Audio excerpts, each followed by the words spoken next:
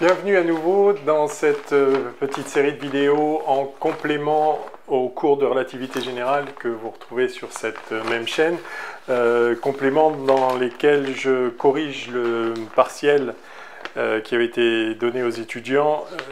Donc il y a déjà eu 2 ou 3 vidéos, oui, ça doit être la 4e, sur la correction de ce partiel. Donc on va terminer cette fois-ci avec les 2 derniers exercices qui sont courts. Donc le premier exercice porte sur le principe d'équivalence. Donc c'était juste pour rappeler en fait l'origine de la théorie de la relativité, qui est cette méditation profonde d'Einstein sur le principe d'équivalence. Le fait que, alors il y a différentes formulations de ce principe d'équivalence, mais dans la perspective newtonienne, c'est simplement le fait que lorsqu'on écrit le mouvement d'un corps de masse m soumis uniquement à la force gravitationnelle, de sorte que F s'écrive comme la masse fois le champ gravitationnel, définition, eh bien le paramètre masse qui ici est la masse gravitationnelle, c'est-à-dire le coefficient de couplage entre la particule et le champ gravitationnel. Alors il y a la masse gravitationnelle active, c'est de quelle manière un corps, du fait de sa masse gravitationnelle active, agit sur les autres, en l'occurrence crée un champ gravitationnel. Il y a la masse gravitationnelle passive qui est de quelle manière un corps, du fait de cette masse, réagit à la présence d'un champ gravitationnel. Donc ces deux masses-là déjà sont égales, ces deux notions un peu différentes, mais elles sont unifiées par le fait qu'en réalité ce qui se passe, c'est qu'il y a un couplage entre la particule et le champ gravitationnel. Donc ce coefficient de couplage est le même quand on produit un champ ou quand on subit le champ, c'est le couplage de la particule avec le champ. Donc ça c'est la notion de masse gravitationnelle qui est liée au phénomène de gravitation. Et puis là, ici, il y a la masse inertielle qui exprime de quelle manière le corps voit sa vitesse changer, donc subit une accélération en présence d'une force. Donc en présence d'une même force, un corps de plus grande accélération a de plus grande masse inertielle, donc ayant une inertie plus grande, va avoir une accélération plus faible. Donc ça c'est l'inertie standard, et on voit bien que cette notion-là, de cette façon-là, n'a rien à voir a priori avec la gravitation, en fait n'a rien à voir avec la gravitation, ou la gravitation n'a rien à voir avec elle, tout simplement parce qu'il pourrait très bien ici avoir n'importe quelle force, et cette loi universelle de Newton, cette loi d'inertie en quelque sorte, en présence de force, s'écrit de la même façon que cette force-là est une composante gravitationnelle ou non, une force électrique, une force de frottement, ce que vous voulez, une force élastique, voilà. Et donc cette masse-là, inertielle, n'est pas liée à la gravitation, c'est le paramètre d'inertie qui établit le rapport entre la force et l'accélération subie par la particule. Donc, il se trouve néanmoins que effectivement, donc c'est le principe d'équivalence, c'est quelque chose qui a été noté évidemment dès Galilée, donc même avant Newton, et en tout cas dès la physique classique et la physique newtonienne. 2 corps de même masse, en présence d'un seul champ de gravitation, subissent la même accélération, et donc la masse inertielle est la même chose.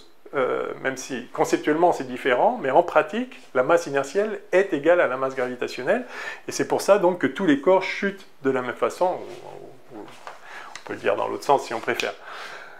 Et donc c'est ça qui fait penser qu'il y a quelque chose de spécial avec la gravitation d'une part, et d'autre part, lorsqu'on change de référentiel, il apparaît classiquement en physique newtonienne des forces d'inertie qui peuvent entièrement simuler un champ gravitationnel, au moins localement. Et donc, c'est-à-dire qu'on peut annuler, à la fois on peut être dans un environnement sans gravitation et simuler une gravitation en se plaçant dans un référentiel accéléré, ou par exemple en étant dans une fusée qui accélère, on va être poussé dans la direction opposée du champ de gravitation, avec une accélération opposée, avoir un champ de force effectif opposé à l'accélération. Donc d'une part, et donc on peut simuler une accélération gravitationnelle en l'absence de gravitation, et inversement, on peut annuler le champ de gravitation en se plaçant dans un référentiel qui a précisément la même accélération, c'est-à-dire en fait en étant dans un référentiel en chute libre. Hein, donc c'est la fameuse expérience de pensée d'Einstein. Je me mets dans un ascenseur qui est en chute libre et je ne sais pas si je suis en train de chuter dans un champ gravitationnel ou bien si je suis dans le vide, loin de toute masse, là où il n'y a pas de champ gravitationnel, ou disons là où il est nul. Voilà, et donc, bon, je ne refais pas toute la réflexion que j'ai un petit peu plus approfondie dans le cours, mais c'est de là que naît l'idée de traiter en fait la gravitation comme une force inertielle, c'est-à-dire en fait comme étant liée, alors enfin, il y a plusieurs étapes, mais donc localement on peut s'affranchir de la gravitation par un changement de référentiel, mais en fait ça veut dire quoi? Ça veut dire un changement de système de coordonnées, mais on ne peut annuler la gravitation en se plaçant dans le référentiel en chute libre, que localement. Parce que néanmoins, il y a des forces de marée qui font que lorsqu'on est dans un champ gravitationnel qui n'est pas uniforme, ou homogène, si vous voulez, alors il n'y a pas de système de coordonnées qui permettent d'annuler complètement sur une région étendue, localement oui, mais pas sur une région étendue, le champ gravitationnel. Donc il y a néanmoins une signature de la spécificité de la gravitation qui se trouve dans, qui du coup doit être traitée comme une géométrie particulière de l'espace-temps. Et tout le développement de la relativité générale a consisté à justement identifier la structure géométrique qui permet de rendre compte des effets gravitationnels, non seulement localement, mais globalement, en traitant les effets gravitationnels comme des conséquences de la géométrie spécifique dans l'univers. Bref, le principe d'équivalence, c'est ce fait-là, masse inertielle égale masse gravitationnelle, donc ça c'est le principe d'équivalence le plus faible, si on peut dire, c'est-à-dire qui s'exprime en termes newtoniens. Et l'idée donc, j'y reviens parce que c'est de ça dont il s'agit dans l'exercice, c'est que on ne peut pas distinguer l'effet d'un champ gravitationnel, localement, bien sûr, on ne peut pas distinguer l'effet d'un champ gravitationnel de l'effet d'un choix de référentiel qui serait accéléré au sein d'un environnement où il n'y aurait pas de champ gravitationnel. Donc la même réalité physique peut se décrire dans un certain référentiel comme étant en présence de gravitation et dans un autre comme étant en l'absence de gravitation, localement. Sinon, non, le champ gravitationnel c'est quelque chose de réel, d'objectif, et il est contenu, enfin la partie objective du champ gravitationnel est contenue dans le tenseur de courbure justement de la métrique. Hein. Donc c'est ça toute l'idée, pour rappeler brièvement le contenu physique à très très grands traits de la relativité générale. Alors, voyons ce principe d'équivalence, enfin cet exercice sur le principe d'équivalence, donc en utilisant le principe d'équivalence, donc ça va être vraiment ça, en disant que, je lis, non, c'est montrer que dans un champ de pesanteur uniforme, donc c'est important de préciser uniforme ici, c'est-à-dire que, ça veut dire qu'on regarde localement, mais uniforme, ça veut dire que c'est annulable par un changement de référentiel. Il suffit de se mettre dans le référentiel en chute libre, et ça y est, il n'y a plus de gravitation. Donc en utilisant le principe d'équivalence, montrer que le champ de pesanteur uniforme, comme celui de la Terre localement en première approximation, donc là je représente la Terre ici, enfin le sol terrestre,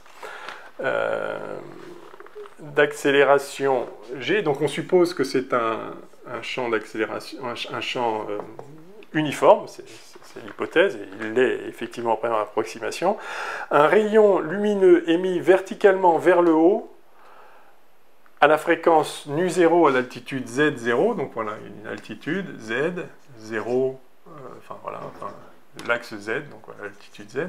Donc on émet depuis le sol, depuis l'altitude 0, un rayon lumineux, je le représente comme ça, vers le haut, et donc il est émis à la fréquence nu0, très bien, et il est donc c'est l'axe z, il est reçu à la hauteur h, avec une fréquence différente nu. Enfin, c'est ça qu'il faut montrer, et il faut montrer qu'il y aura effectivement une fréquence différente. C'est ça qu'il faut montrer, ou c'est ça qui est dit? Oui, montrer que, voilà, ok. Et donner l'expression de l'écart relatif, en fréquence, delta nu sur nu, en se plaçant dans la limite non relativiste et en utilisant l'effet Doppler classique. Donc l'effet Doppler classique, vous vous rappelez, hein, donc simplement quand on a un phénomène ondulatoire, si on va au-devant de l'oscillation des crêtes et des creux, évidemment on rencontre les crêtes plus souvent que si on est juste immobile. Les crêtes arrivent au rythme où elles arrivent, au rythme de la propagation de l'onde. Si on va au-devant, évidemment on les rencontre plus souvent, et si on s'éloigne, on les rencontre moins souvent, puisqu'il faut qu'elles nous rattrapent. Voilà. Donc ça c'est complètement évident, cet effet Doppler, et quand on fait le calcul classiquement, enfin je ne le refais pas, c'est vraiment c'est archi habituel, on voit que la variation, l'écart relatif de fréquence, c'est simplement V sur C, où C est la célérité de l'onde. Donc si c'est le son, c'est la vitesse du son, dans le milieu dans lequel on se déplace. Si c'est la lumière, c'est la vitesse de la lumière dans le vide. Enfin, si on est dans le vide, justement. Enfin, dans l'air, c'est vraiment très très proche de la vitesse dans le vide. Et V, c'est la vitesse de déplacement de l'observateur. Donc, à vitesse algébrique, hein, c'est-à-dire si on va au-devant de l'onde, c'est ce qu'on appelle un blue shift, la fréquence est plus grande que si on était immobile, et si on s'éloigne de l'onde, la fréquence est plus petite, c'est ce qu'on appelle un redshift, c'est-à-dire qu'on va vers des fréquences plus petites, donc vers les longueurs d'onde plus grandes, etc. Bien. Alors, qu'est-ce qu'on nous demande? Donc, donner l'écart relatif. Donc, on suppose qu'on est dans la limite non relativiste, c'est-à-dire qu'effectivement, on utilise la formule de l'effet Doppler classique, hein, sinon, il y a aussi l'effet du temps propre qu'il faut prendre en compte, hein, qu'il y a des facteurs gamma qui entrent en jeu. Donc, mais là, on est sur Terre, dans un champ uniforme, un champ gravitationnel faible, des vitesses faibles, donc V toujours petit devant C. Et l'idée, c'est de traiter ce problème, donc dans le champ gravitationnel terrestre, voilà ce qui se passe, et l'idée, c'est de voir, puisque, par le principe d'équivalence, ce champ gravitationnel uniforme qui approxime le champ de la Terre est équivalent à pas de champ gravitationnel, mais un référentiel accéléré, eh bien, calculons l'effet du champ gravitationnel en calculant ce qui se passerait s'il n'y avait pas de champ gravitationnel, parce que là, du coup, on sait le faire, c'est purement cinématique, si on était dans un référentiel accéléré qui aurait le même effet que le vrai champ gravitationnel, vrai à nouveau, entre guillemets, dans l'approche newtonienne. Donc, l'idée, c'est de dire, ok, là, on dit qu'il y a la Terre avec un champ gravitationnel comme ça, mais exactement la même situation physique, qui doit donner donc exactement le même résultat, bon, j'ai passé la formule, on la remettra, qui doit donner le même résultat, est la situation où il n'y a pas de champ gravitationnel, G égale 0, mais par exemple, on est dans une fusée qui accélère, alors évidemment, pour que le champ gravitationnel ait l'air d'être vers le bas, il faut accélérer vers le haut. Et on accélère avec une accélération qui, justement, vaut G. Hein, donc, d'accord, la fusée accélère vers le haut, et donc on se sent écrasé vers le bas, exactement avec la même... on se sent tiré vers le bas avec G opposé. Enfin, du coup, ça c'est moins G si on dit que G est vers le bas. Enfin, A égale moins G, oui, on va le faire comme ça, on va le faire proprement. Voilà. Alors, qu'est-ce qui se passe dans ce cas-là? Donc, si on est dans une situation comme ça, mettons qu'on part de V égale 0, ou de V, enfin, peu importe la vitesse, on part d'une certaine vitesse, et puis on envoie un photon, un rayon lumineux, avec une certaine fréquence, nu0, ici, à l'instant t égale 0, et puis la fusée accélère, donc, et donc se déplace. Alors, que se passe-t-il? Eh bien, alors la fusée va toujours à une vitesse plus petite que la vitesse de la lumière. Le photon va à la vitesse de la lumière. On dit qu'on est v petite vent c. Donc le photon part d'ici, et puis il va arriver à une hauteur h. La question c'est, voilà, quelle va être sa fréquence quand on va le récupérer ici? Oui, mais on va le récupérer ici, sauf que le temps qu'il arrive, combien de temps ça va prendre pour parcourir la hauteur h? Ça va prendre un certain temps delta t qui vaut h sur la vitesse de l'objet. En l'occurrence, donc la vitesse de la lumière est la même dans tous les référentiels, donc ça fonctionnerait comme ça, il n'y a pas de problème de dilatation, de contraction, etc. Toutes ces choses un peu délicates. De toute façon, on est en limite non relativiste, donc tout va très bien. Le photon va arriver ici au bout d'un temps h sur c. Dans le référentiel du corps. Le corps ne sait pas qu'il accélère, enfin ça ne veut rien dire, il voit l'équivalent d'un champ gravitationnel, il se trouve que c'est produit par une accélération, qu'à cela ne tienne. Donc au bout de delta t, le photon va arriver ici, et pourquoi aurait-il une fréquence différente? Eh bien tout simplement parce que le temps que le photon traverse l'ascenseur, ou parcourt la distance h, le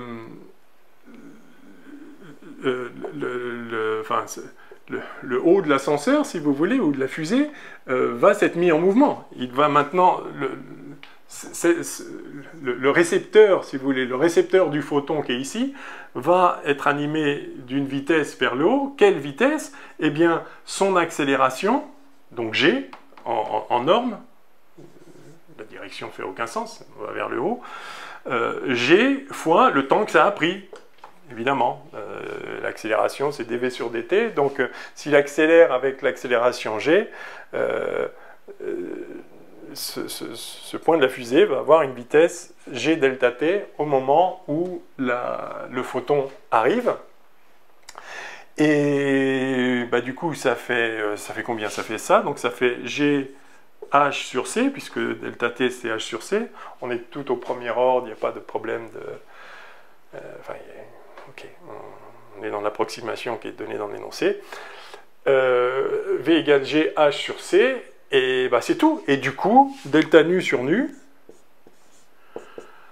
c'est v sur c, et donc c'est gh sur c2. Donc en fait, voilà, c'est tout. Il n'y a rien d'autre, ça y est, l'exercice est terminé.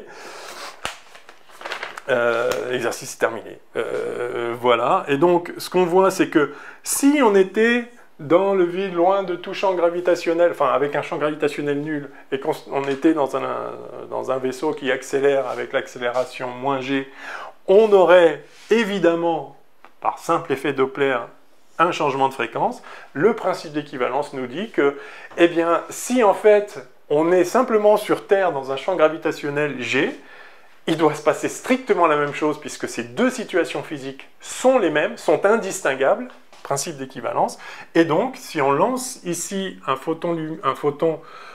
faisceau lumineux à la fréquence nu0, on va le récupérer ici avec la fréquence nu, qui est évidemment plus petite, puisque ici c'est un effet Doppler où le récepteur s'éloigne de la source de lumière, donc on est du côté redshift, diminution de la fréquence, augmentation de la longueur d'onde, qui sera égale à, donc cette nouvelle fréquence sera telle que justement delta nu sur nu égale gh sur c2.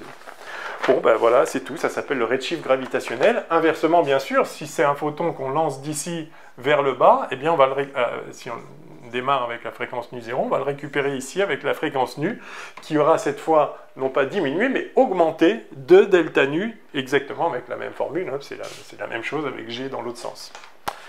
Voilà. Bon, ben c'est tout, et après on nous demande l'application numérique. G égale 9,8 à peu près mètres par seconde carré.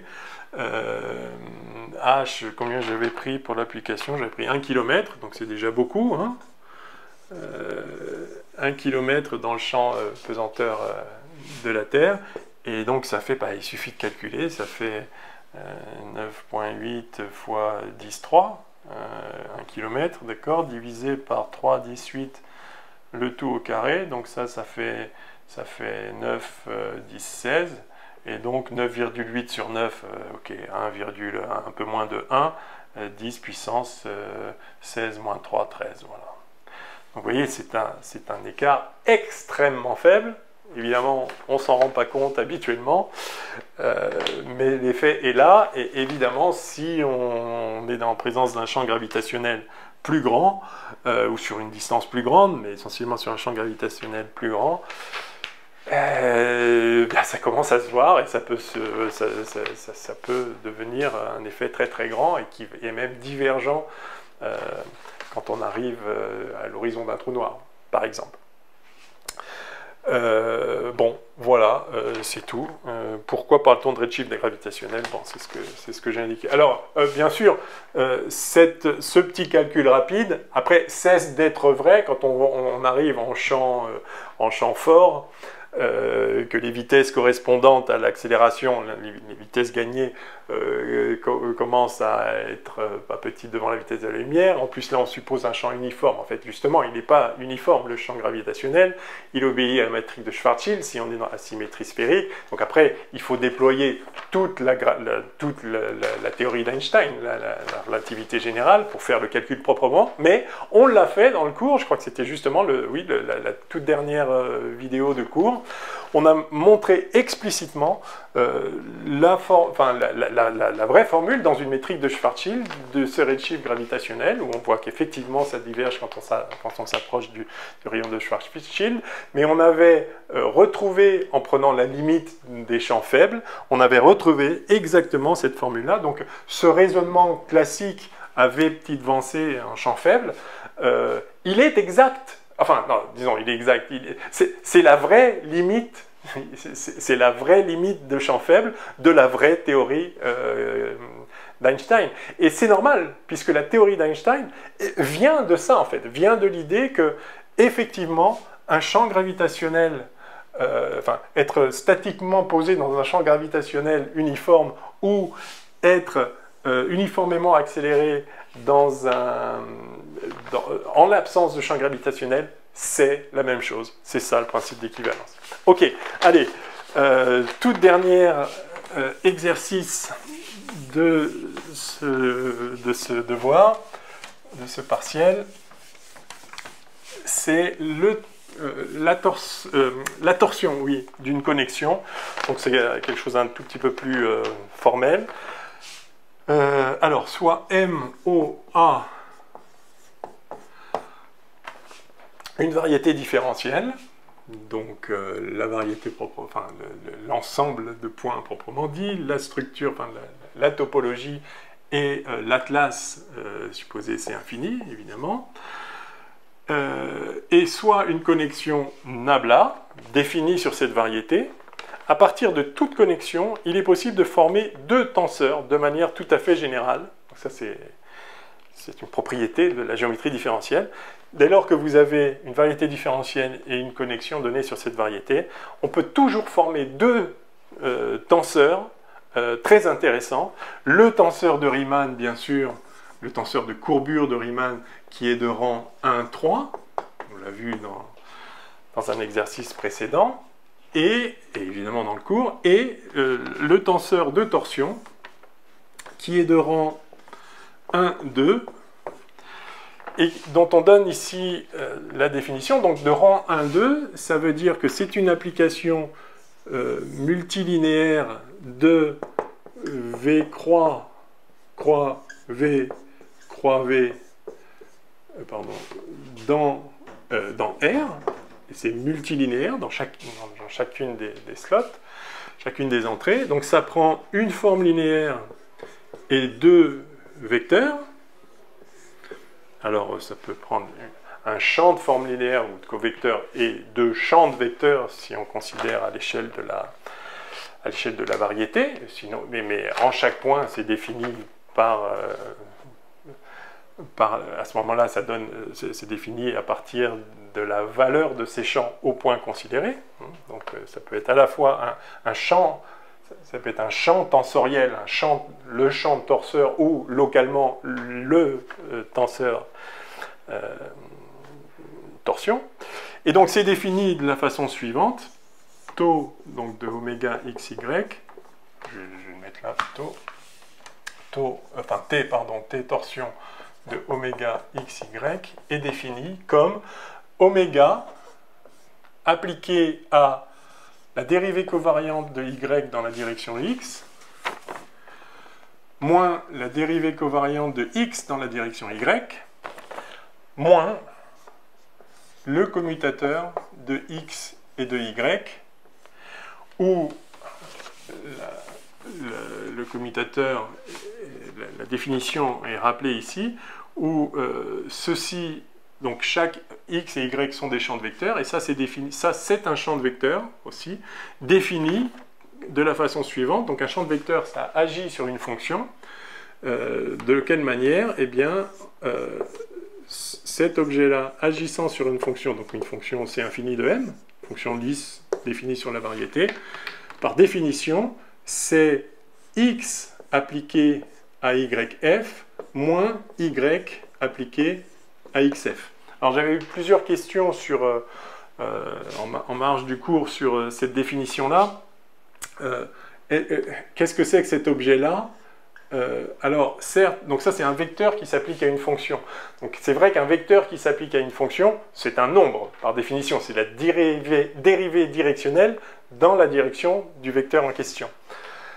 Mais dans la mesure où vous avez ici un champ de vecteurs, alors si vous avez un champ de vecteurs, en chaque point, vous avez la dérivée directionnelle de la fonction. Donc en chaque point, vous avez un nombre, et donc c'est une fonction. En chaque point, vous avez un nombre, donc ça vous définit une fonction. Et donc cet objet-là global, y étant un champ de vecteurs, donc y appartenant à gamma de Tm, un champ de vecteurs et f appartenant à c infini de m, cet objet-là global est lui-même une fonction de c infini de m à laquelle vous pouvez appliquer donc localement un vecteur.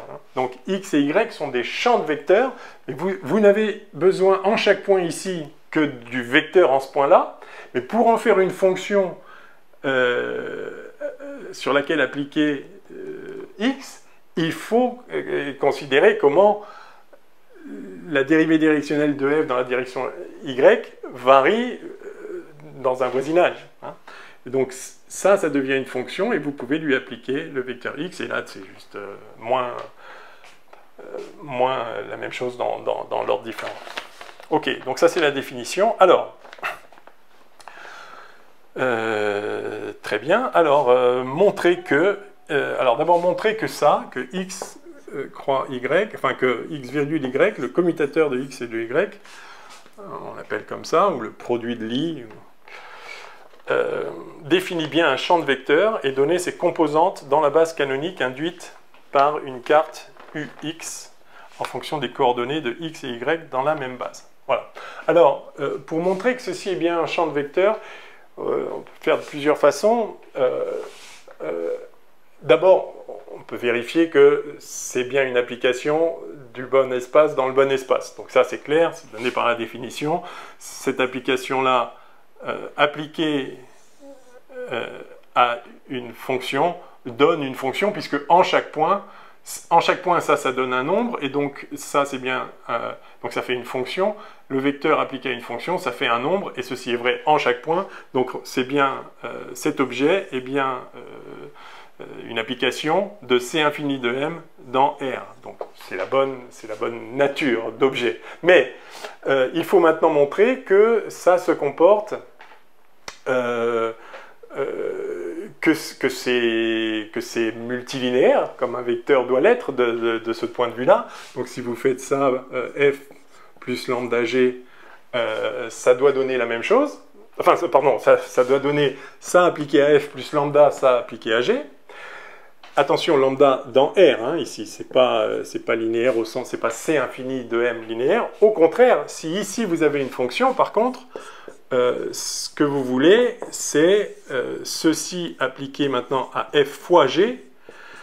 Comme ça, c'est censé être un vecteur et donc une dérivée directionnelle. On doit avoir ici la règle de Leibniz, c'est-à-dire que ça doit faire ça. Fois g plus f fois xy appliqué à g. Donc faisons-le comme ça formellement. C'est pas inintéressant. Alors allons-y. Faisons pour la première ligne. Ça va vous faire donc ça fait par définition ça fait x de y de f plus lambda g moins y de x de f plus lambda g. Mais x est un vecteur. Donc c'est linéaire, c'est une dérivée. Donc ça, c'est bien... ça, c'est xf plus lambda, enfin x appliqué à f plus lambda x appliqué à g. Et là, de la même façon, ça, c'est y appliqué à f plus lambda y appliqué à g. Donc on a x appliqué à tout ça, moins y appliqué à tout ça. Là, j'ai juste réécrit la même chose ici.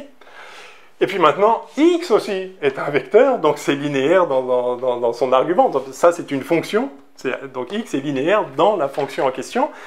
Oui, ok.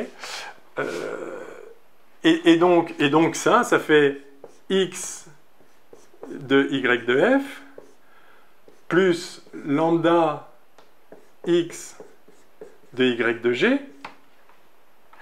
moins, pareil ici, y de x de f moins, c'est le même moins qu'ici, lambda y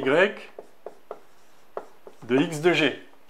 Et donc ça, maintenant si je regroupe les termes, ça me fait x de y de f moins y de x de f, et ça, bah, c'est x, y de f, ok, par définition. Et puis les termes rouges, là on a lambda fois,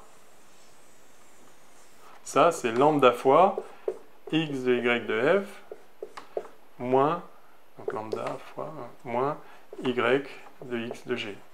Pourquoi, pardon, oui, non, c'est ça, oui. Hein? Non, pardon, je me suis perdu, pardon. Non, F, non, là, G, voilà, là, il n'y a que des G, ça n'avait pas de sens. Voilà, ok. Et donc, finalement, et donc ça, oui, enfin, d'accord, donc ça, c'est x, virgule, y de G. Voilà. Donc effectivement, xy appliqué à f plus lambda g, c'est xy appliqué à f plus lambda xy appliqué à g, c'est la linéarité que l'on cherche. Donc ça, c'est fait, très bien. Maintenant, voyons la deuxième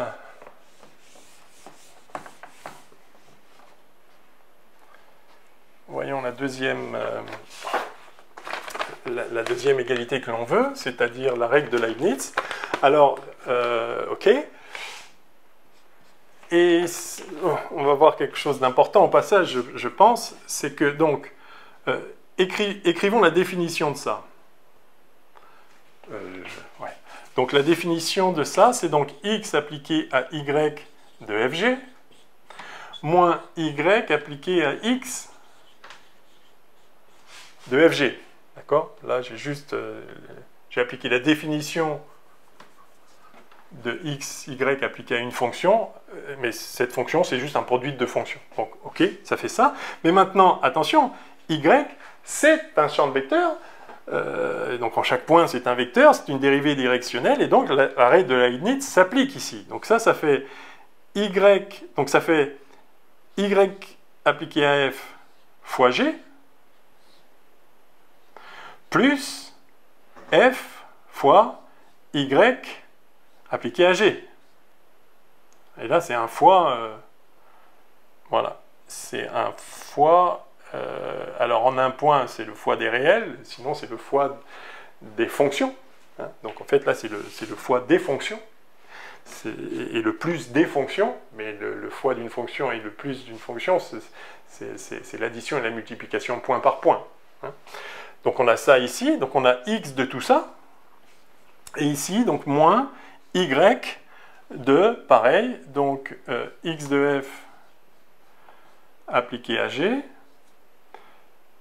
plus f, x appliqué à g, la règle de Leibniz. Ok, donc voilà ce qu'est donc là on va dire ça, voilà ce que c'est que la partie gauche, donc on a ça, et très bien, et donc ça vous voyez que c'est donc si je mets les... Ah oui, et maintenant, x est également un vecteur.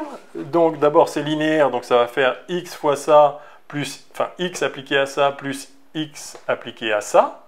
Et puis là, y appliqué à ça, plus y appliqué à ça. Et par contre là, enfin le x appliqué à chacune des choses, c'est une fonction, enfin c'est une règle de Leibniz à nouveau. Donc x appliqué à ce produit-là, ça fait x appliqué à la première fonction fois g plus y de f fois x appliqué à la deuxième fonction g. Très bien. J'ai traité ça. Plus x appliqué à la première fonction fois y appliqué à la deuxième. Enfin, donc, je dérive ça, j'applique x à ça fois l'autre, plus f appliqué, enfin, pardon, plus f, x appliqué à y de g. Voilà pour ces deux premiers termes, qui sont devenus 4, évidemment, c'est la règle de Leibniz, moins, je vais devoir écrire plus petit, y appliqué à ce produit-là. Ah, non, pardon, j'ai dit appliqué à g. Non, c'est pas appliqué à g, là, c'est fois g. Fois g. C'est le même qu'ici, hein, c'est fois g. Ça, c'est une fonction fois g. Donc vous avez ici y appliqué à la première fois g, plus, mais il y a le signe moins en facteur, donc moins x de f, y de g. Il va me manquer un peu de place, je vais le mettre là. Moins toujours y appliqué à f fois x de g moins f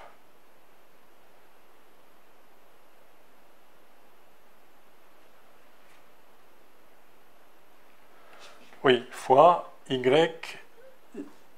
appliqué x de g. X de g étant une fonction. Ok, alors regardons ces termes. Et si on ne s'est pas trompé, ça va bien se passer.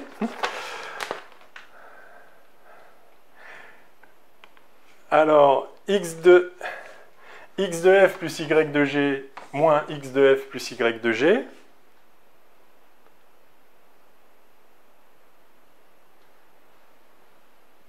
Donc j'ai fait quoi comme bêtise? Ah non, c'est ça. Y de f fois x de g moins y de f fois x de g. Oui, ça c'était la flèche là. Okay. Avec le signe moins. Ok, ça dégage. Et il reste ce qu'on veut, c'est-à-dire en fois g ici, j'ai ce terme-là plus ce terme-là. Donc j'ai ça, donc j'ai ce machin-là moins ce machin-là fois g. Et bien ce machin-là moins ce machin-là, c'est justement x de y moins y de x. Donc c'est ça. Et si tout va bien encore, le les deux termes qui restent, c'est des fois f, donc c'est des f fois quoi? Fois ça moins ça, et c'est justement x fois y, enfin x appliqué à y de g moins y appliqué à x de g, donc ça, voilà. Donc la réponse ici est oui, on a montré ça. Donc vous voyez que c'est pas totalement trivial. Alors très peu de gens ont fait ça, mais il y a eu une espèce de triche généralisée, enfin de triche. Tout le monde a court-circuité cette démonstration que j'aurais aimé voir parce qu'elle est d'abord parce qu'elle fait manipuler les règles de Leibniz, linéarité, tout ça, c'est toujours bien de le refaire, et aussi parce qu'elle est éclairante. Elle est éclairante, pourquoi? Parce qu'on voit que si on écrit juste x, on pourrait définir x fois y. Donc ça on note, voilà, xy moins yx. Et c'est le commutateur. Et puis on se dit toujours, mais pourquoi le commutateur? Qu'est-ce qu'il y a de spécial? Bon, c'est bizarre, on inverse et on fait moins. Alors évidemment, quand on a fait de la physique quantique, on est habitué à avoir des commutateurs. Mais d'où ça sort, ces commutateurs? Pourquoi c'est si important? Pourquoi il y a un nom avec ce crochet de Lie et tout ce qui s'ensuit, les algèbres de Lie, etc. Pourquoi c'est si important? Eh bien, parce que si vous faites juste x fois y, vous pourrez dire, ah, j'ai un champ de vecteur x, un champ de vecteur y, et bien je peux définir leur produit comme ça. Je dis que ça, c'est un objet qui, appliqué à f, donne x appliqué à y de f. Ah oui, f est une fonction, y de f est une fonction, en chaque point c'est un nombre, donc c'est une fonction si y est un champ de vecteur, et donc c'est une nouvelle fonction, je peux lui appliquer x dessus, j'ai une nouvelle fonction. Oui, c'est très bien tout ça. Vous pouvez définir un truc comme ça, mais cet objet-là n'est pas justement, lui, n'est pas un vecteur. Certes, il vous prend une fonction, il vous fait un nombre. Rien à faire, rien à redire à ça. Mais ce n'est pas un vecteur. Pour avoir la règle de Leibniz, pour que ça marche, il faut que vous... sinon, vous voyez, si on avait gardé que le premier terme, on avait ça, on avait ces... C'était quoi les 4 termes? On avait ces 4 termes-là. Bah ça, c'est pas du tout une règle de Leibniz. Pas du tout. Donc, cet opérateur-là n'est pas un opérateur différentiel, enfin, un opérateur dérivé directionnel. Pas du tout. Ce n'est pas un vecteur. Ce n'est pas un champ de vecteur. Ce n'est pas un vecteur en aucun point, etc. Ceci n'est juste pas un vecteur parce que vous avez ces termes-là. Enfin, vous avez pas du tout En fait, oui, enfin, si, c'est juste ces deux termes-là. Si on avait ça, alors là, vous diriez, ah oui, xf, donc xy appliqué à f fois g, c'est xy appliqué à f fois g, plus f fois xy appliqué à g. Donc là, vous diriez, très bien, mais sauf que justement pas, il y a ces deux termes-là. Et ces deux termes-là vous tuent la règle de Leibniz, sauf si vous les retirez en prenant le truc inverse, parce que eux, ils sont commutatifs. Donc si vous prenez le truc inverse, ben voilà, enfin, il y a les deux termes qui disparaissent, qui annulent cela. Donc, ça, c'est pas un... Et ça, c'est vraiment important. J'aurais peut-être dû, en fait, faire calculer ça explicitement.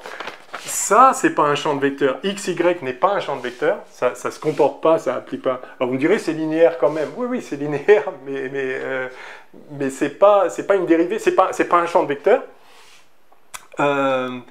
Donc, ça, c'est pas un champ de vecteur.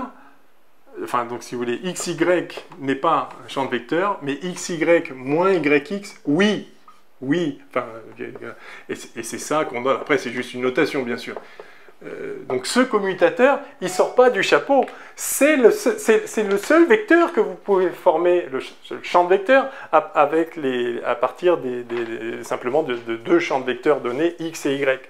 Voilà pourquoi ça joue un rôle si important. C'est vraiment l'extraction... Enfin, c'est le vrai produit, mais justement comme ça ne commute pas, alors si c'est des nombres, les nombres commutent, ok, mais quand vous avez des grandeurs qui ne commutent pas, et en l'occurrence, justement si vous avez un opérateur, un opérateur différentiel, alors si c'est dérivé par rapport à une variable dans une carte, vous avez le théorème de Schwarz qui fait que ça commute, mais pour un champ de vecteurs général, xi d sur dxi, yi d sur dyi, vous ne pouvez pas simplement faire le produit comme ça, ça ne vous donne pas un vecteur, en fait, ça n'a pas de sens. si vous faites, ce serait ça, appliqué à YJ D sur DXJ. Et là, vous voyez quoi? Bah, vous voyez que vous auriez des... D'abord, il y a des termes qui, avec la règle de Leibniz, enfin, oui, non, pardon, c'est linéaire, donc vous pouvez... Bah, non, en plus, ça dépend de la position. Donc vous avez un truc, mais surtout, vous avez des dérivées secondes qui apparaissent. Mais si justement vous faites le moins de l'autre, là, vous allez avoir la dérivée seconde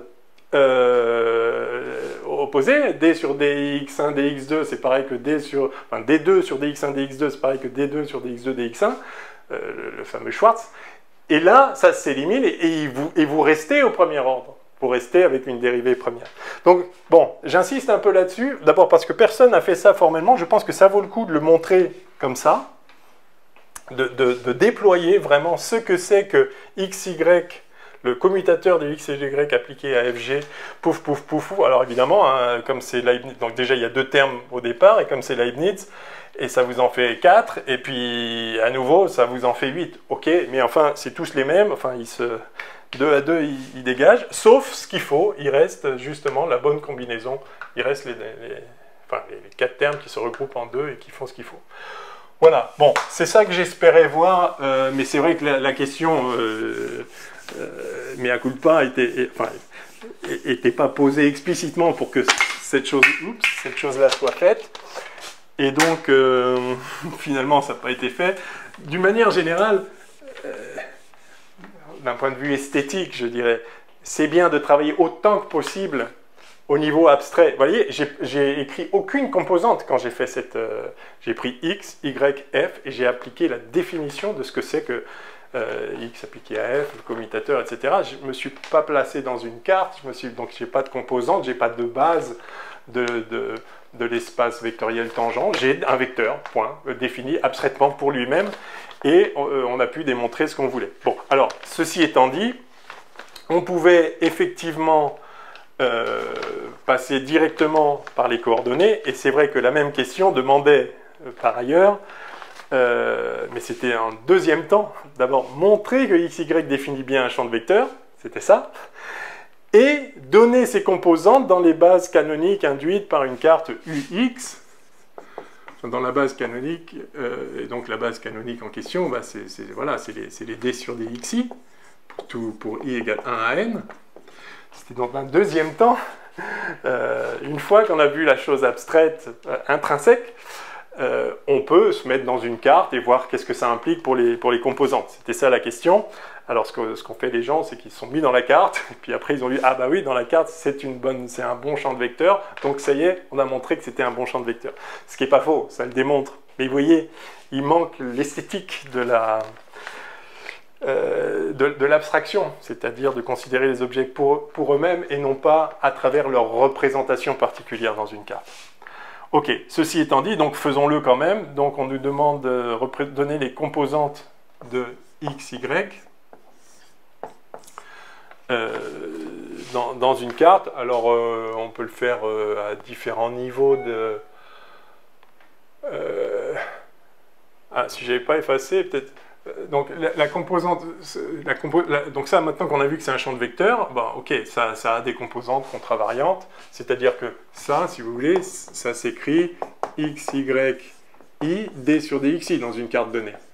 Et comment on obtient ça? Eh bien, x, y, de manière générale, c'est pas une mauvaise chose de le rappeler, c'est dxi, la base duale, enfin le ième vecteur de la base duale, appliqué à x, y. Voilà. Et donc ça, voilà, on peut extraire la composante comme ça. Alors, je crois que personne n'a fait ça comme ça, c'est un petit peu plus élégant de le faire comme ça, mais faisons le calcul explicite directement à partir des composantes.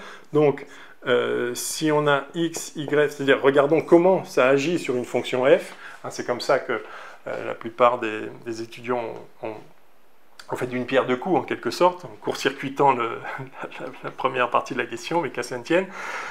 Donc ça, c'est, par définition, c'est ça. YJ, D sur DXJ, appliqué à F. Et donc c'était donc c'est xi d sur dxi appliqué à y appliqué à f, donc à yj d sur dxj f, ok, moins yj d sur dxj appliqué à xi d sur dxi f, ok. Et donc là, c'est Leibniz, hein, c'est une dérivée de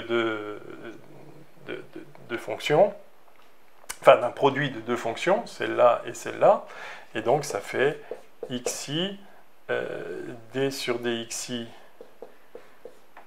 yj fois d sur dxj f, hein, donc je dérive celle-là, je ne touche pas à celle-là, plus xi yj d sur dxi d sur dy. Ah, oui. Ah, I'm finishing a video. I come to you later. Ok, sorry. Pardon. Donc c'est la dérivée, justement la fameuse dérivée seconde dont je parlais, donc d2 sur dxi dxj de f, et puis là, moins yj d sur dxj, je dérive le premier sans toucher au second,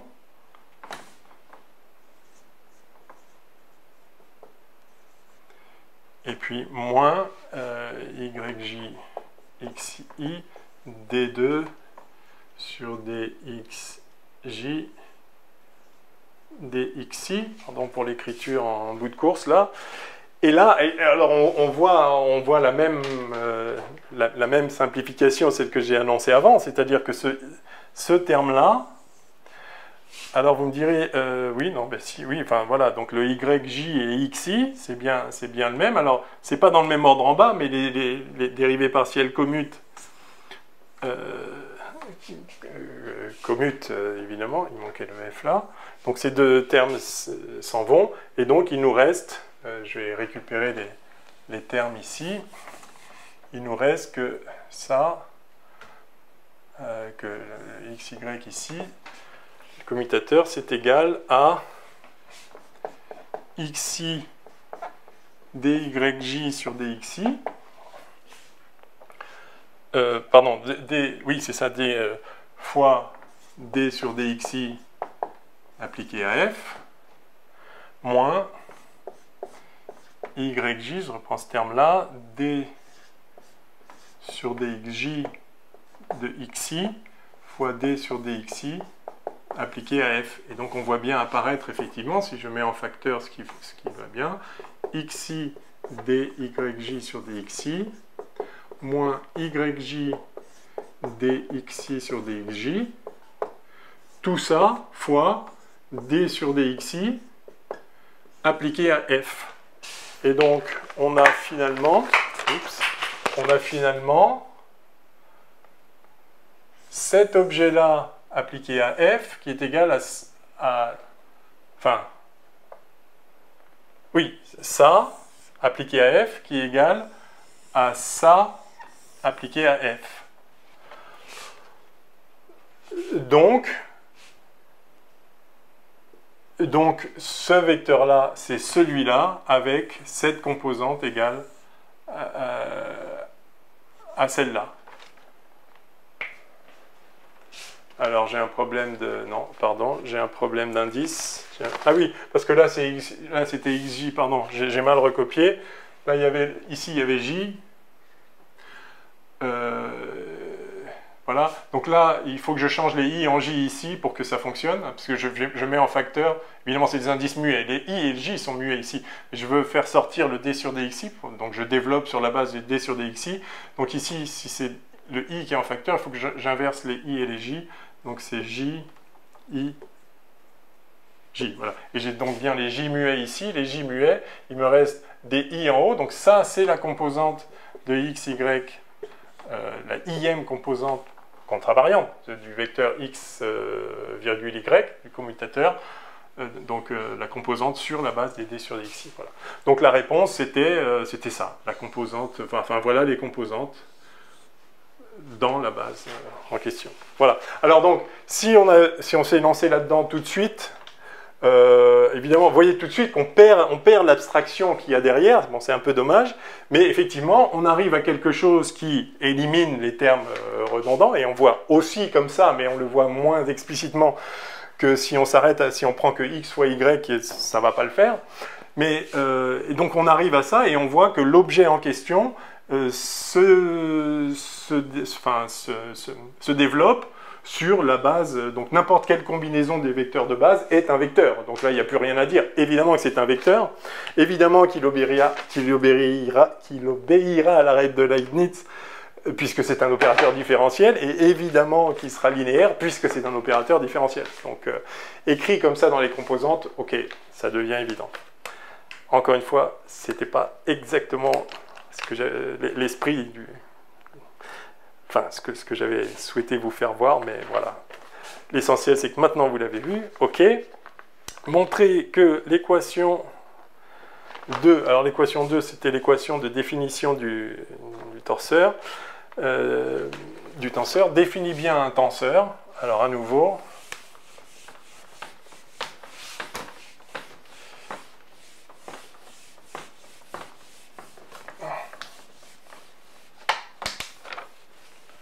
Je vais réécrire l'équation en question. Quelle heure est-il? Parce qu'en fait, on m'attend là. Et ouf, aïe, aïe, aïe, aïe, aïe. Ok, je fais très très vite. Donc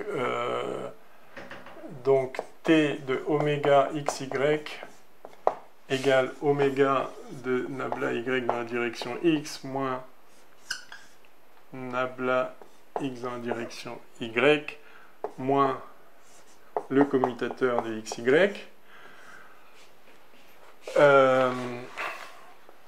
Et donc il faut montrer que ça c'est bien un tenseur en vérifiant par un calcul direct de manière intrinsèque, là j'avais bien précisé, sans passer par une carte particulière, que son action est bien multilinéaire en chacune des entrées.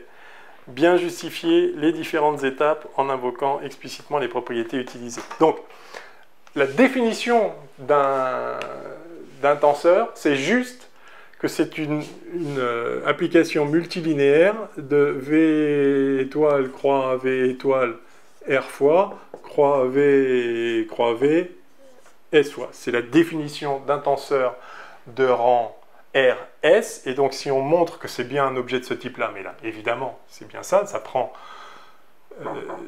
ah, oui, je suis en train de tourner... ouais. Je passe te voir après? Oui, tu veux. Ok, désolé. Bon, il faut vraiment que je m'active. Qu'est-ce que je disais? Oui, donc ça prend une forme linéaire et deux vecteurs, et ça fait un nombre, ok, rien à dire. La question c'est, est-ce que c'est bien multilinéaire? Alors, est-ce que c'est bien multilinéaire? Donc ça, on a déjà montré que c'était un champ de vecteurs, donc ça c'est multilinéaire. La dérivée, si je fais x1 plus lambda x2, en fait, ça on sait que nabla de x1 plus lambda x2 de y, c'est bien,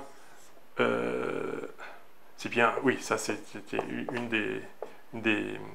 des requêtes qui définissent la connexion, enfin une des exigences pour définir une connexion, et en fait c'est infini linéaire ici. Donc on pourrait même mettre ici un lambda qui dépend du point.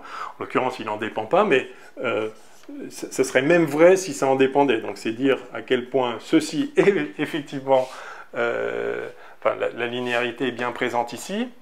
Donc pareil ici. Oui, et puis c'est aussi évidemment linéaire en y plus lambda y2, c'est un opérateur, c'est une dérivée, c'est aussi, évidemment, c'est censé être linéaire, c'est linéaire comme ça. Alors là, par contre, effectivement, ce ne serait pas linéaire si lambda dépendait du point là. Là, c'est C infini linéaire, comme on dit, hein, C infini de M linéaire. Là, c'est juste R linéaire. Parce que sinon, si vous avez une fonction là, bah, c'est la règle de Leibniz qui s'applique. C'est pas juste la linéarité comme ça. Hein. Ça, c'est R linéaire. Donc lambda est dans R. Ici, on pourrait être plus général que ça, mais ça échouerait là. Hein. Ah, attendez.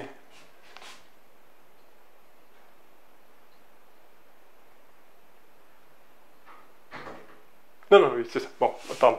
J'avais un truc en tête qui était semi-idiot. Alors, donc c'est bien linéaire là aussi, et le oméga, oméga est une forme linéaire. Donc si son argument se développe, enfin si on fait ici une combinaison linéaire, l'argument va respecter la combinaison linéaire, et donc oméga de l'argument va respecter la combinaison linéaire, puisqu'il est linéaire, oméga. Hein. C'est un élément de V étoile. Donc ça, c'est bien linéaire, et par ailleurs, oméga 1 plus lambda oméga 2 de un truc, c'est bien, par définition, de l'addition et de la multiplication par un scalaire au sein de V étoile. Donc là, c'est le plus de V étoile, et là, c'est le fois multiplication par un scalaire de V étoile. Ils sont linéaires par définition. Enfin, disons, c'est la définition de ce plus et de ce fois. Donc voilà, donc c'est fait. J'accélère un peu, mais enfin, tout est là. Je veux dire, c'est complet. Je n'ai pas laissé dans l'ombre un élément.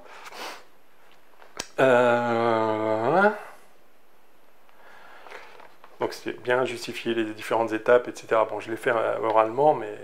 Ah, c'est clair. Donc, question suivante. Calculer les composantes TIJ de la torsion dans la carte, donc dans une base associée à la carte UX. Donc, on a à nouveau, alors cette fois, on se remet dans une carte UX, où U est un ouvert de la variété. On n'est pas obligé de couvrir toute la variété, c'est pas toujours possible. X est donc une certaine carte qui donne une base D sur DXI en chaque point P, comme pour I égale 1 à N. Ça, c'est une base de TPM en chaque point P. Et puis, ça donne aussi la base des DXI, I égale 1 à N, comme base de T étoile, TP étoile M, de l'espace dual. Voilà. Et donc, par définition, les composantes TIJK de ce tenseur, dans cette base-là, c'est par multilinéarité, vous écrivez que ça c'est oméga i, voilà, et que ça c'est xj d sur dxj, et que ça c'est yk d sur dxk, et vous voyez par multilinéarité que forcément TIJK c'est précisément T de dxi d sur dxj d sur dxk. Voilà, toujours la même chose.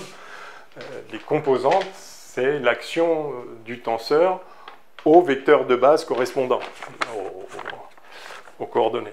Mais encore une fois, c'est l'évidence par multilinéarité.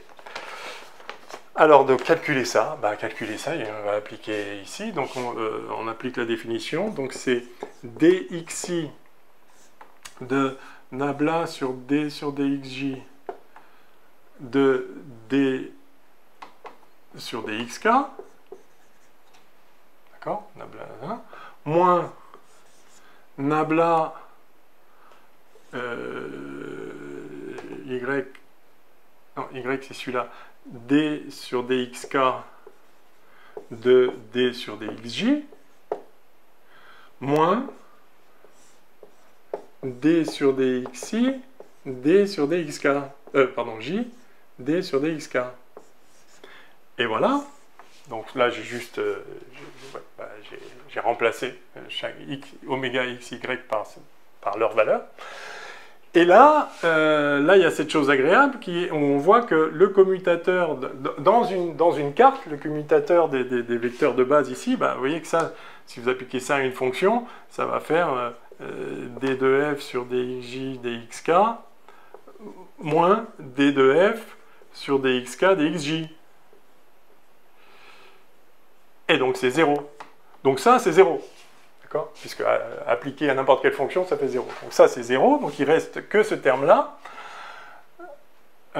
Ok, il reste que ce terme-là.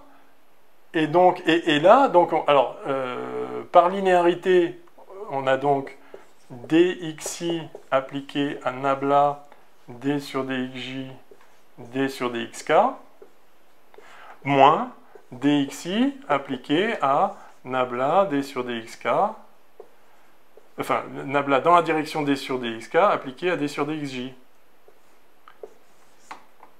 Donc voilà ce que vaut tij, k. Oui, et bien maintenant, si vous vous souvenez, et vous vous souvenez, vous devez vous souvenir, évidemment vous vous souvenez, ça, c'est très exactement la définition de gamma i, donc dans la carte J, donc des coefficients de la connexion, hein, la dérivée covariante d'un vecteur dans la direction d'un autre, et vous prenez une certaine composante, donc la composante i de la dérivée covariante du vecteur k dans la direction j, par définition, c'est oméga kj. Alors certains choisissent la convention opposée, moi je garde toujours ce par rapport à quoi on dérive à la fin. Et ça, c'est par définition, donc avec le signe moins, par définition, exactement pareil, c'est le coefficient de la connexion dans la carte x, composante i, on dérive j dans la direction k, donc voilà. Et donc, tijk, dans la carte x, hein, les composantes dépendent de la base choisie, donc en l'occurrence de la carte choisie, si on prend une base associée à une carte, et donc on a ça. Voilà donc ce que vaut la torsion. En déduire une condition sur les coefficients de la connexion pour qu'elle soit sans torsion, eh ben,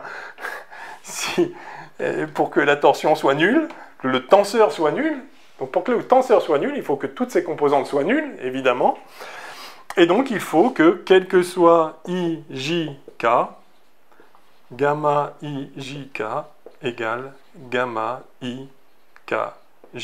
Ceci dans une certaine base, mais du coup, ceci dans toutes les bases. Puisque si le torseur est nul, si le tenseur est nul, le tenseur de torsion est nul, eh ben, il est nul. C'est-à-dire qu'appliqué à n'importe... C'est un tenseur, donc il s'applique à n'importe quel élément de V étoile, enfin, triplet d'éléments de V étoile, croix V, croix V.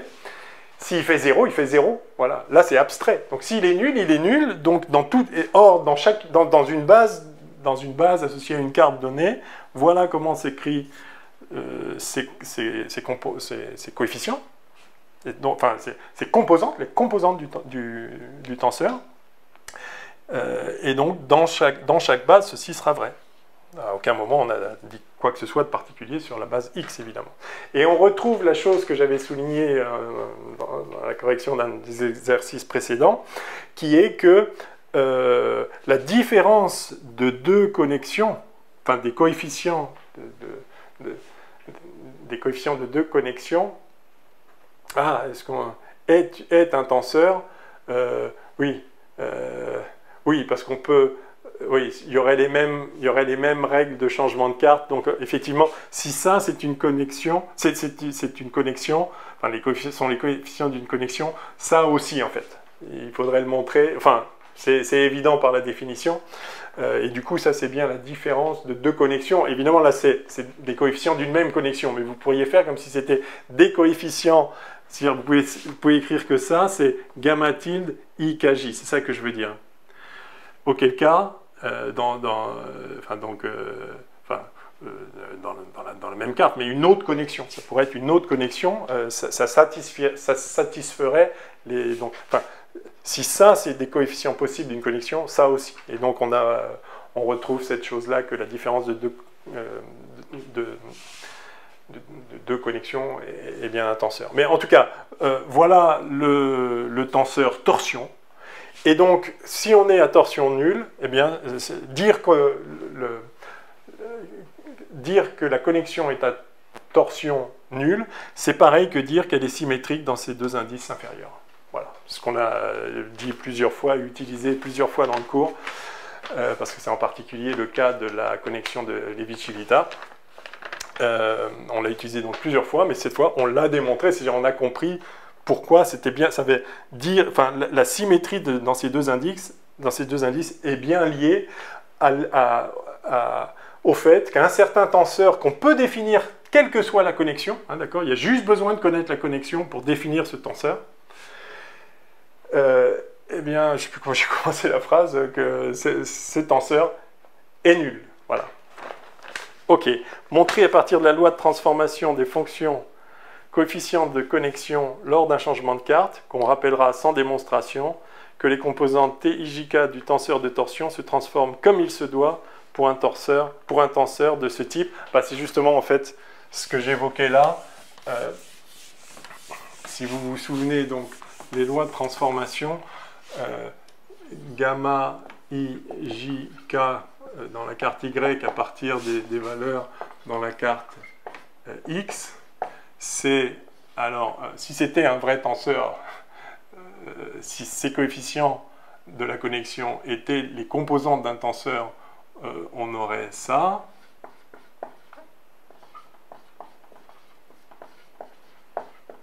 dxc sur dyk, on aurait ça, d'accord, ça fois ça fois ça fois ça, en chaque point P, hein, chaque point P, etc. Et là, il faudrait mettre 2P et puis mettre 2P partout, le P là, là, en chaque point P, c'est vrai. Mais justement, c'est pas un tenseur, il y a un moins ici qui est justement DYI sur DXP. Non, c'est pas le point P, c'est, je sais pas, DXS. D2XS sur D2 YJ, YK. D'accord? Ça, c'est la loi de transformation lors d'un changement de carte des coefficients de la connexion. On avait commenté le fait que c'est pas parce que les coefficients sont nuls dans une carte qu'elles sont nulles dans les autres. On avait vu avec les coordonnées polaires. Ça peut être nul dans une carte, mais si vous faites un changement de variable qui est non linéaire, c'est-à-dire dont la dérivée seconde n'est pas nulle, les coefficients de la connexion ne seront pas nuls dans une autre carte. Mais là, la question, c'est montrer que voilà, les composantes de TIJK, donc TIJK, ça va être ça, moins la même chose,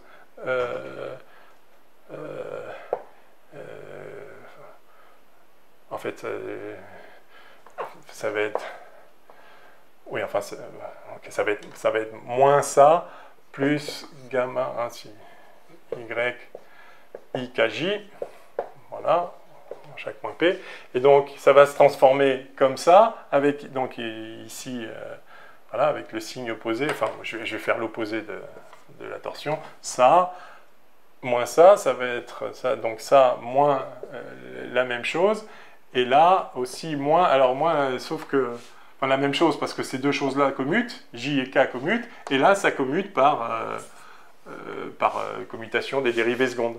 Donc effectivement, ce terme-là s'élimine. Oui, pardon, tandis que là, oui, tandis que là, ça commute, mais du coup, on va obtenir ce facteur-là, ici. Donc si je fais, enfin, voilà, le coefficient de la torsion, machin, ça va être ces trois machins-là, facteur de gamma ABC moins gamma ACB. Voilà. Et donc, avec les trois, là, la transformation comme un vrai tenseur, puisqu'ici, parce que ça, c'est TABC. En fait, ACB, et là, ce serait KJ, oui, c'est ça. Voilà, là, c'est parfait. Bon, c'est parfait, mais c'est illisible. Mais vous avez compris. Ok, bon, il faut que je m'arrête. Vraiment, vraiment. Ça tombe bien, c'est terminé. Donc, c'était un peu long. Alors, évidemment, j'ai beaucoup commenté. C'est pour ça que ça prend du temps. Mais je crois que c'était l'objectif de cette correction un peu détaillée, de bien revoir toutes les notions et tout ce qu'impliquent tout ce qu'impliquent les différentes définitions et comment s'articulent les notions inhérentes à la constitutive de la géométrie différentielle, qui est une magnifique théorie, un accomplissement majeur de l'humanité, en l'occurrence en mathématiques, et évidemment la théorie de la relativité générale qui applique, c'est-à-dire qui prend acte du fait que l'espace, quand on dit l'espace, on a une intuition de l'espace, mais est-ce que l'espace-temps de la réalité physique correspond à cette intuition géométrique euclidienne? Il n'y a aucune raison, et de fait non. Même si c'est vrai qu'en champ gravitationnel faible, tout se passe comme si, c'est-à-dire qu'on s'approche, on est sur des espaces, comme on dit, asymptotiquement plats, donc en présence d'un champ gravitationnel faible, on peut traiter l'espace comme euclidien, mais néanmoins l'espace-temps comme étant courbé. On avait vu que la théorie newtonienne de la gravitation se laisse décrire dans un espace-temps. Newton n'avait pas cette notion-là, mais dans un espace-temps avec sa géométrie propre, avec le coefficient G00 de la métrique, donc partie temporelle, hein, qui est 1 plus justement la correction, je ne sais plus combien c'était 2 phi, oui, où phi est le potentiel gravitationnel qui vérifie Nabla-G égale 4 pi G rho, où rho est la densité d'énergie. Donc tout est parti de là. Après, quand on s'aperçoit que rho, c'est pas un scalaire, c'est un objet c'est la composante 0,0 d'un tenseur, etc. Et puis on remonte à toute la théorie d'Einstein, c'est absolument magnifique. Il faut être fier que notre espèce était capable de mettre le doigt sur cette structure vraiment profonde du phénomène gravitationnel en termes géométriques, décrit donc en termes de la géométrie de l'espace-temps à 4 dimensions, avec une métrique lorentzienne, etc., etc. Bref, c'est magnifique. Je vous laisse méditer sur la beauté de cette théorie et des concepts sous-jacents. Et c'est probablement du coup la fin, donc c'est la fin du cours est passée, ça c'est la fin des compléments de correction. Je verrai si je fais un petit complément supplémentaire de cours, mais je ne suis pas sûr d'avoir le temps prochainement. Voilà, et bonne continuation et bonne révision aux étudiants à qui cette correction pourrait être utile. À bientôt.